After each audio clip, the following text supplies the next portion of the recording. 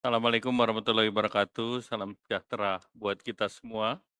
Teman-teman media cetak, media elektronik, saya didampingi oleh Menteri Keuangan, Mulyani, Menteri Bappenas, Pak Suharso, Wamen Pertanian, kemudian Pak BGS, Menteri Kesehatan, kemudian Pak Nadiem Makarim, Mendikbud, kemudian Sekjen PU, dan juga ada Pak Wahyu mewakili Kapolri.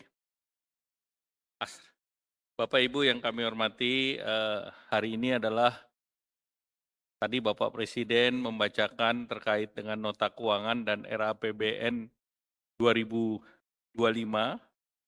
Ada beberapa hal saya ingin mengantarkan sebelum ke APBN, bahwa kita melihat bahwa proyeksi pertumbuhan ekonomi global di tahun 2025 diperkirakan sedikit membaik dibandingkan 2024.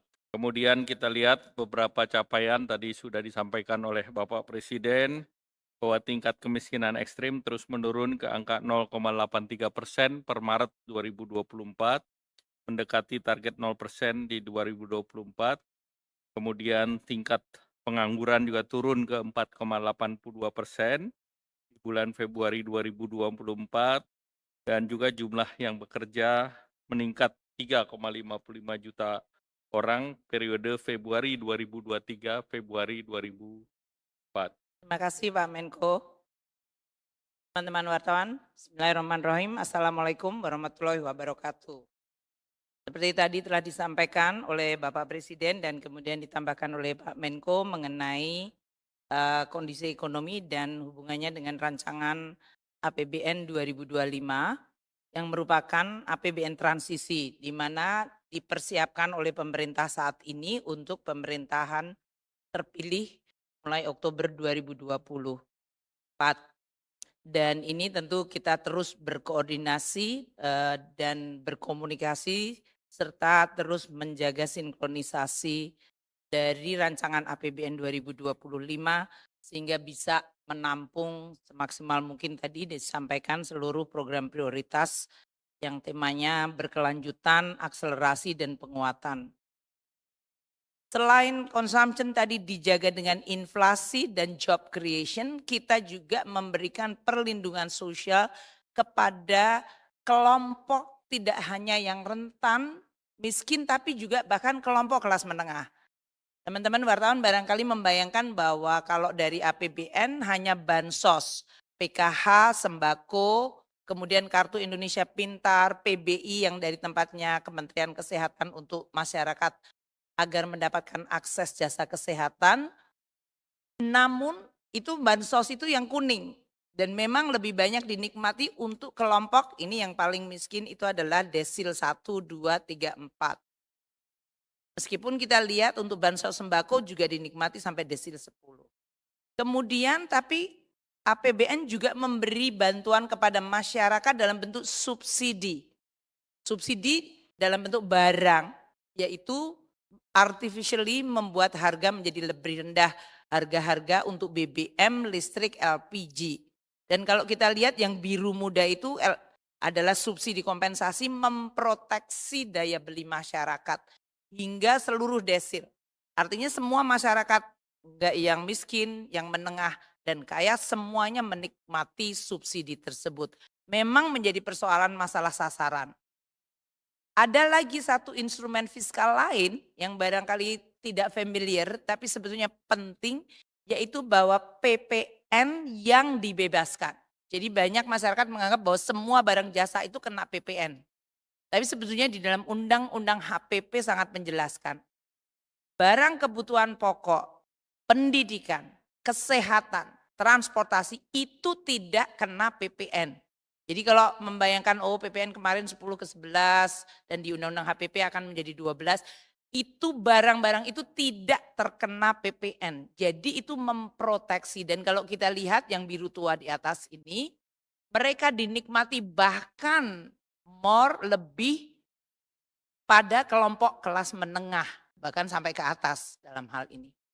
Jadi saya ingin menyampaikan bahwa APBN menjaga daya beli masyarakat agar consumption itu tetap terjaga stabil tadi melalui daya beli, inflasi rendah, melalui job creation sehingga employment bertambah tadi dengan 21,3 juta selama 10 tahun terakhir dan 11,1 tahun terakhir. Plus kita memberikan bantalan melalui APBN dengan 3 moda, yaitu modal mengenai bansos dari subsidi maupun dari PPN yang diberikan pembebasan. Tingkat kemiskinan menurun dengan berbagai intervensi policy pemerintah, termasuk kemiskinan ekstrim. Nanti mungkin Pak Arso akan menyampaikan. Dan ini merupakan salah satu bahwa pertumbuhan kita inklusif berkualitas. More kita ingin tidak hanya sekedar level pertumbuhan, tapi kelompok yang paling rentan miskin bisa kemudian ikut menikmati. Ini sesuatu yang positif. Bahkan kalau kita lihat dana desa yang sudah diberikan sejak 2018, kita lihat di sebelah kanan, mayoritas desa itu adalah desa tertinggal, yaitu yang orange. Kita lihat dalam kurun waktu 2018 hingga 2024, desa tertinggal menurun tajam, yaitu dari dari di atas 27.000 sekarang sekitar 5.000. Sementara yang biru tua naik ke atas itu adalah desa yang mandiri. Desa mandiri dari 310 desa di 2018 sekarang sudah 17.203 desa yang statusnya mandiri.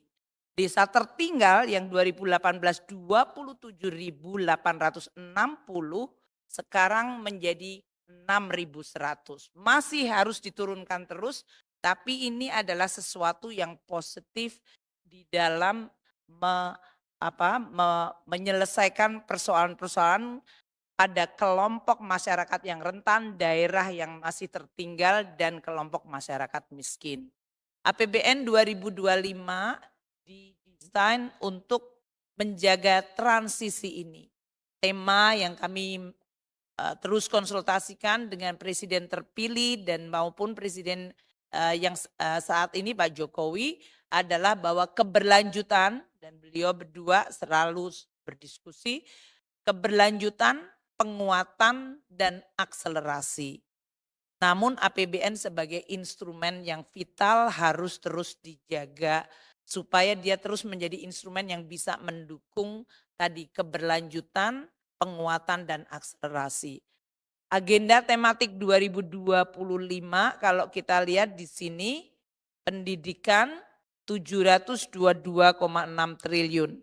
Yang mungkin perlu di sini dilihat selain program yang meneruskan seperti peningkatan akses tadi, kualitas pendidikan dan menggunakan instrumen yang sama seperti PIP, KIP kuliah, BOS, BOP, PAUD, beasiswa termasuk LPDP, juga pemberian makanan bergizi untuk anak-anak sekolah.